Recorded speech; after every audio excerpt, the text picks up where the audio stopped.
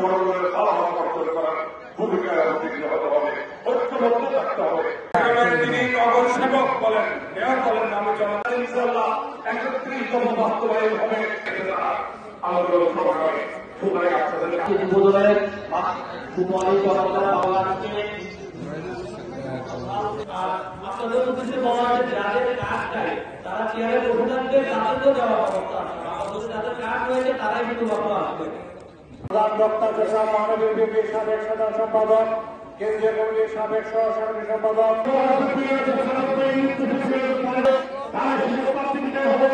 এবং